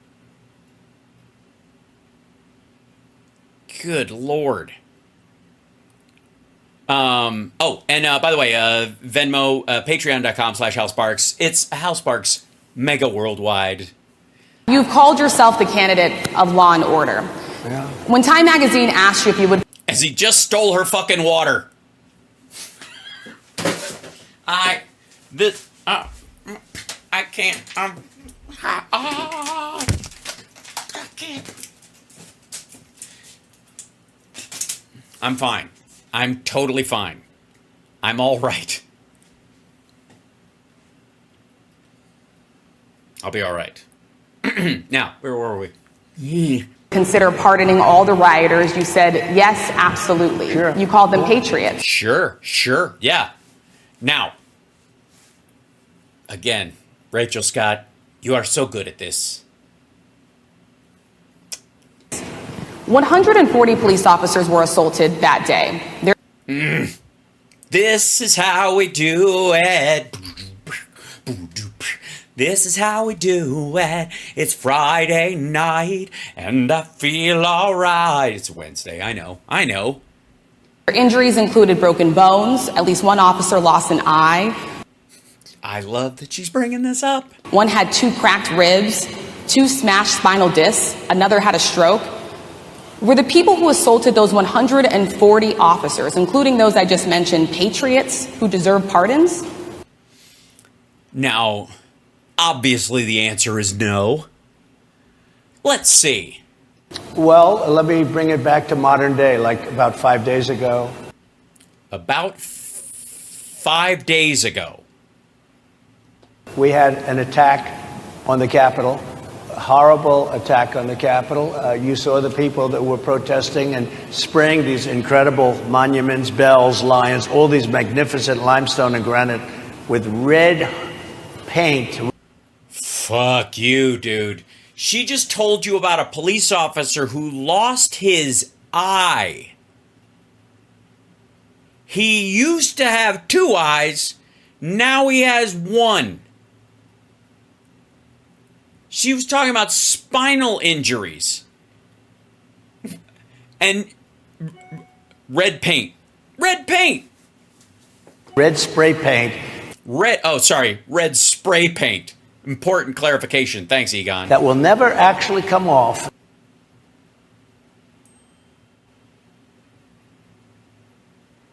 It actually will. Especially in the limestone. It will Yes, it will. never, I'm a builder, I know about this stuff. It'll never, you'll see it in 100 years from now. They viciously attacked Gibberish. our government. Also, by the way, I don't know if you know this, but our national monuments are have a sealant on them now, and have since probably the mid 80s at the very least, maybe even the 70s, that protects them against people doing this kind of defacing. Just letting you know. They fought with police. They fought with them much more openly than I saw on January 6th. Also, did they interrupt the flow of our democracy at all? What's going to happen to those people? What's A bunch of them are going to go to jail. Some of them won't. going to happen to the people in Portland that destroyed But sir, my that question city? is on those. What's going to happen to my the question people is that on tried those to bring rioters it? who assaulted Excuse me. officers. You have to Would answer. you pardon What's those going to people? happen? Oh, absolutely, I would. You If would they're pardon innocent, those- If they're innocent, I would pardon them.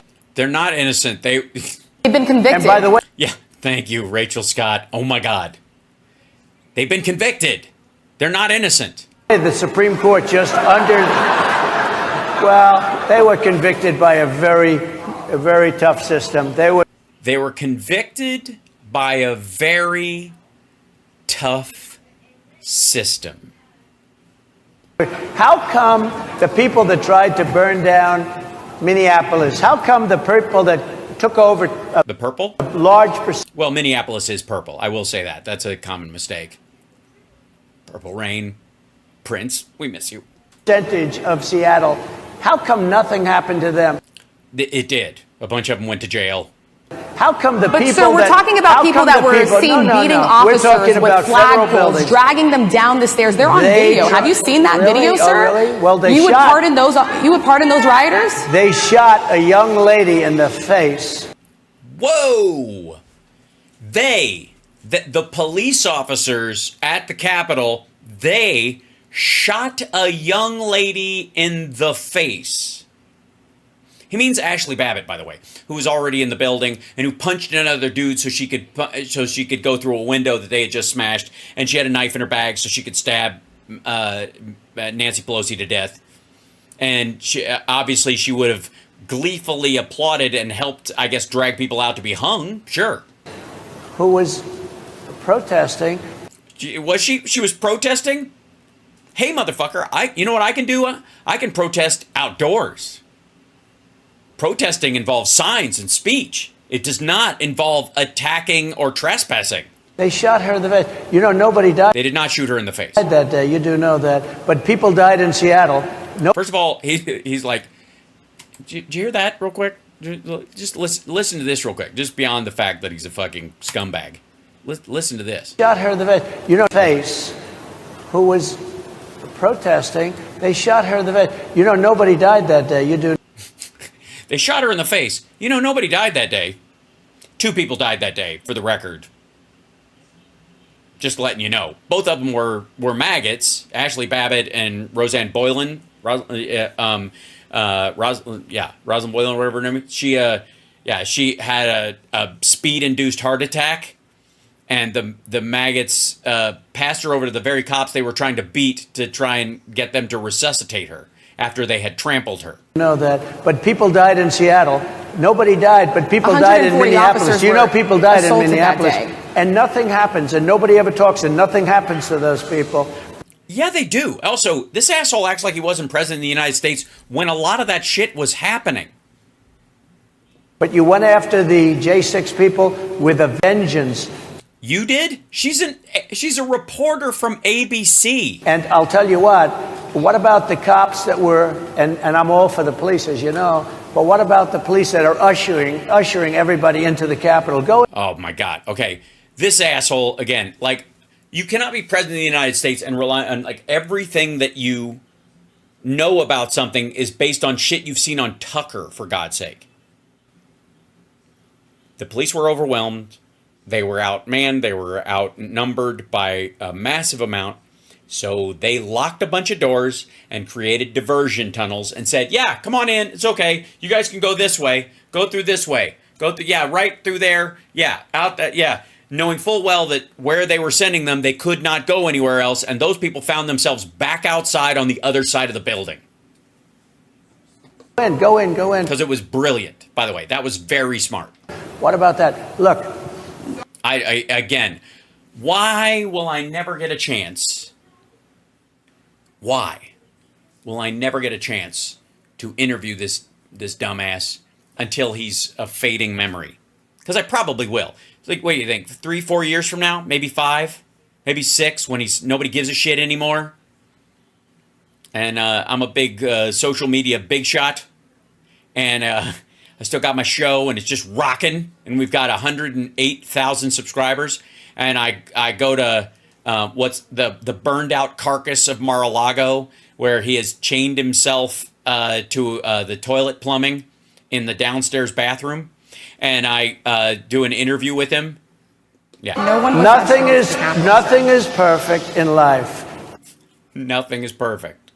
I'll take a certain amount of imperfect, those motherfuckers staying in jail. But you have people from Minneapolis, you have people just from 5 days ago in Washington, D.C.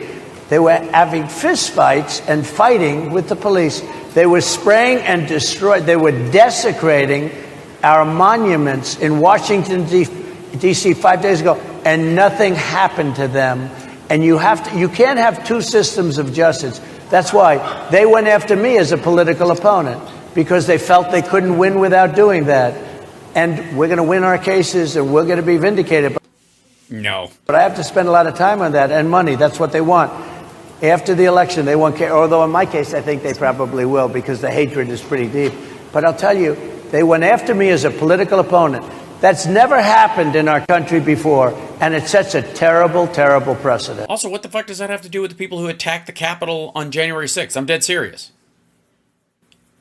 I mean, yeah. Somebody just put Timothy McVeigh. That was just where I was about to go. In the chat room. Who was that? Wait, I just saw. So close. Can you imagine if this asshole was asked about Timothy McVeigh? right? And he said, whatever. What about Jim Jones? Whatever's going to happen to people, why aren't somebody going to do anything about, people who, the wild, wild country, I saw that documentary, why is nothing being done about those folks? That guy was able to, like, fly away. You're like, what? What do you do on day one if you win? What's your first thing? What do? I close the border, and I do two things, because I can do... Oh, okay, so I'll translate everything. He'll kill the Texas economy. So Texas will now economically be below Iowa, well below. A lot of things simultaneously. I close the border. We don't want people coming. We want people to come in, Harris, but they have to be vetted. They have to be checked. They have to come in legally. We want people. I want people to come into our country, but they have to be vetted. They have to be checked. So when you say, what do I do? That and I. Oh, you mean like Melania?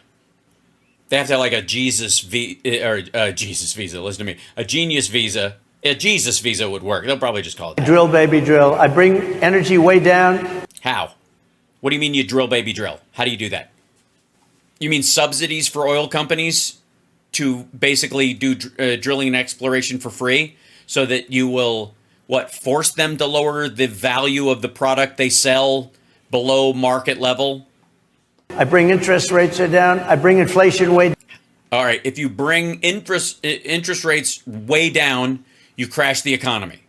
Down so people can buy bacon again, so people can buy a ham so you get, everybody usually buys bacon with a loan. Sandwich again, so that people can go to a restaurant and afford it.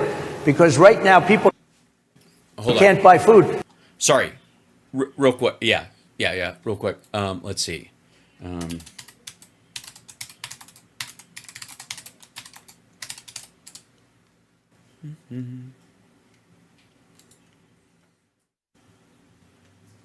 Just real quick. I know it's not,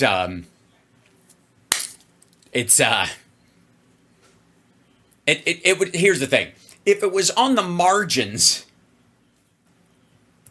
it would, he'd have some room to move, but they literally, this is an article from June 5th in Axios. Annual restaurant sales are the highest they have ever been. Over $1 trillion in 2024 already. Well, this is projected. So this will be 2019 to 2024 projected. This is the direction we're headed. 2024 will be the U.S. restaurant industry's biggest year ever in sales. 1.1 trillion by the end of December per National Restaurant Association estimates. Of course, that classically liberal bullshit nonprofit National Restaurant Association. Why it matters. The COVID-19 pandemic devastated the restaurant industry, but sales are now far higher than before it started and climbing. And climbing. And climbing. And climbing. And climbing.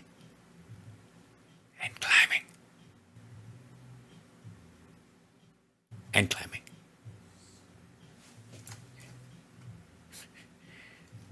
What was that again? Stupid? Hold on. People can go to a restaurant and afford it.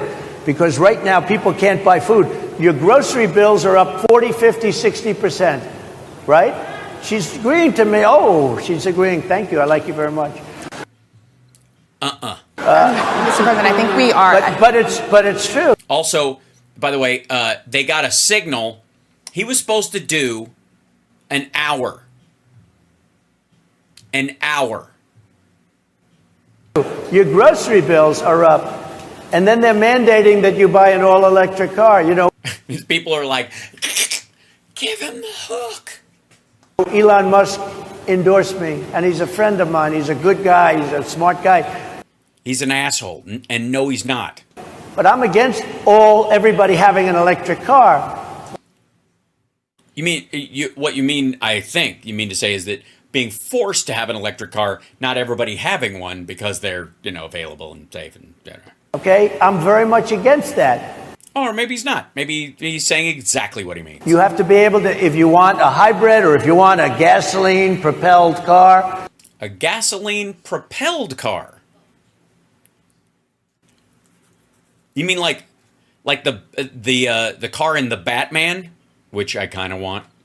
But, you know, we have... Also, why wouldn't you want something with a range longer than a gas car that's silent? more liquid gold, gasoline, oil, under our feet than... We have no gasoline under our feet. We have none. We have no... And I understand that gasoline is golden color because an additive is added along with the smell so that you can tell.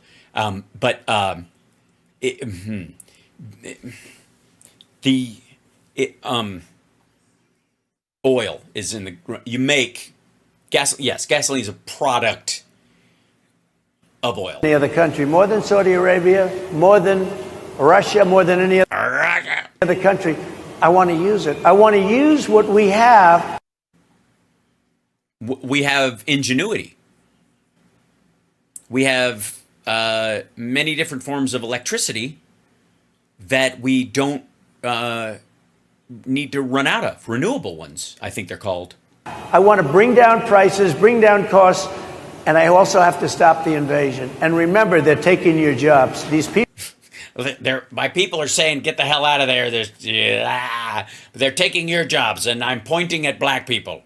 This is me pointing at black people. People coming in are taking your jobs. Your black jobs, for the record. 2025. I think we have to leave it there by the Trump team. All right. So We have to leave it there by the Trump team. His own people pulled the plug. leave it. That is the last word. Thank you so much, Mr. Trump, for coming today and joining. It's supposed to be an hour, 36 minutes, ladies and gentlemen. Now, in Trump math, in all fairness, he did 3 hours and 60 minutes. So 4 hours. 60.09 minutes. So 4 hours and just under a minute. Because of Trump math. Yes. Well, thank you very much. They've been telling us. Thank you. Thank you, everybody, very much. Great Thank you, honor. Mr. President. Thank you. NABJ will email about details regarding the conversation with Vice President Kamala Harris in September. Thank you. Thank you very much. Thank you, sir. By the way, I feel so bad for Rachel Scott having to shake his pussy-grabbing hand at the end of that. All hats off to her as far as her professionalism. It was the right thing to do, but I feel bad for her. And you could tell it's not something she does gladly. Oh, she thought she dodged it.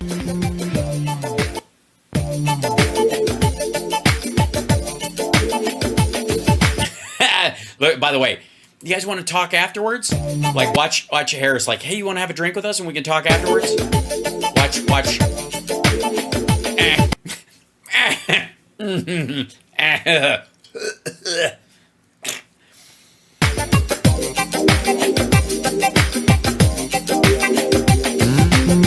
That's it. That's God, it's uncomfortable. This is uncomfortable. Stop normalizing these vile names, vile fucks in the name of professionalism, shaking his hand. I get it, Star Punk. But here's the problem. It won't be seen as she's taking a stand. It'll be seen as she's taking a knee, and she'll get attacked. She doesn't need it. It's better that she walked away going, I gave him every opportunity, and he was still a scumbag. And he, by the way, he knows this. That's why he sets up these situations where he goes... you know better than anybody. That's one of the bigger, like, that's one of his like, how to convince people that your bullshit is real. Let's see. One second. Let's see. Hold on.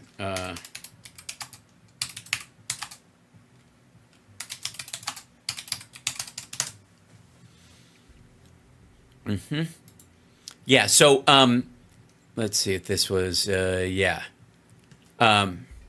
Goba was from Semaphore. She was the one in the black, and Rachel Scott's on ABC and Harris Faulkner's on Fox.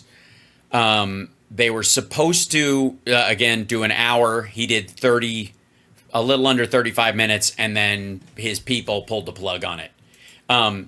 But again, he sets people up with that nasty stuff. She's being nasty to me. They're being nasty to me. Nasty. I'm being treated nasty. I'm being treated like shit or whatever. So that it creates a premise where you as an audience member, and again, you and I, we have a different view of this, but a lot of people will view this and go, she was, why did she have to, why, da, da. And so that sets it up so that she has to kind of clean that up in the eyes of the viewer, not with him as a human being. So he traps people into that stuff through rhetoric. I gotta say, I don't know. I would come up with a way out of it. I'm sorry. How my Venmo honors nasty. Oh, well, thank you so much for that. 1 second. Let me. Where was this? Oh, Dennis, thank you so much for the 666. For 666 Fifth Avenue. Thank you so much. Kamala's now up in Georgia. Yeah, she's going to be up everywhere, by the way. And I love the fact that, you know, Trump asked the governor of Georgia for votes. She asked the people of Georgia for votes. And I think that's the important distinction. Anyways, thank you guys for being there with me and going through the whole thing. I know people will be playing little clips of it and diving into elements of it. And Trump's people will, as they always have, go, it was taken out of context, or they were pulling little bits out and they're trying to make him look bad, and also creating the illusion that the rest of it was completely normal. The whole thing was a fucking mess. It was terrible, and he's a terrible person, and it was on display the entire time. And so I think there is, again, value in mocking the entirety of these things as opposed to just little bits of it. That's what I do here. That's why this show is special. That's why this show is one of a kind. And that's what I will continue to do for you guys. There's plenty of people out there who are doing little bit clips and pulling little pieces, and that's totally cool, and I'm glad. They should exist. But we also, in context, I think it's very important that we can stand tall and go, nope, I saw the whole goddamn thing, and I'm speaking from truth, not perception. So that's what I try to do, and I appreciate you guys who support the show. Patreon.com/HalSparks. And of course, like, subscribe, give a thumbs up, share the show about if you could.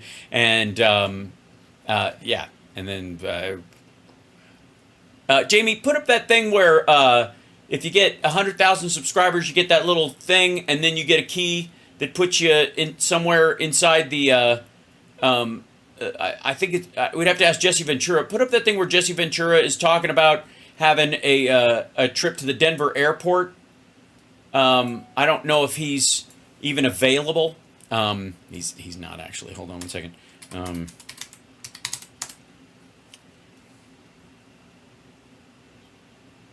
I'm looking for something. And it's always something.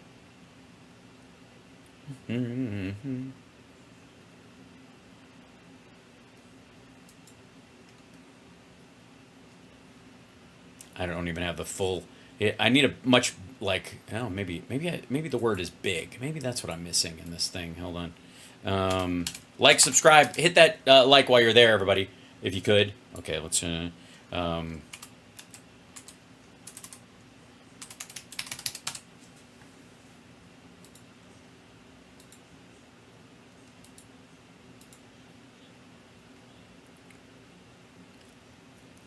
won't work. Nope. None of these work for me. Come on. Now this might work a little bit, but for fuck's sake, I need a goddamn giant handlebar mustache. That's what makes this whole goddamn thing work. I look like a desperado.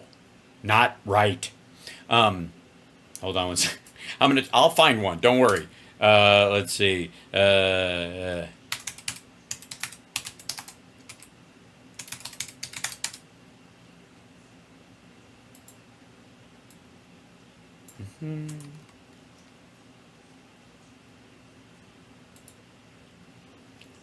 God damn it, this might have to do. But it looks like I swallowed a Cocker Spaniel. Fuck it. I'm gonna keep this one going, god damn it. It does. It looks like my goddamn mouth is a Cocker Spaniel. Watch. Whoa, whoa, whoa. See, you just want to pet the goddamn thing. It's not right. But I don't care. I ain't got time to be a Cocker Spaniel. Forget about it. Move in with your parents and just shut the hell up. Come on. We'll do this later. I'm gonna work this out. Come on. But hit that like and subscribe, for God's sake. Don't let the Illuminati win. Come on, fantastic. Maybe I do have time to bleed after all.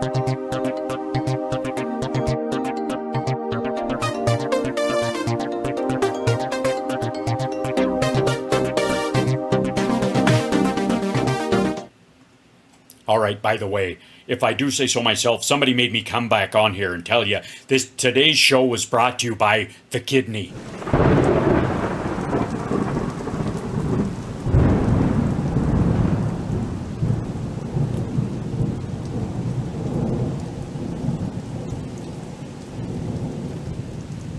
Whatever the hell that means. The kidney has a very special place in the heart. What an asshole.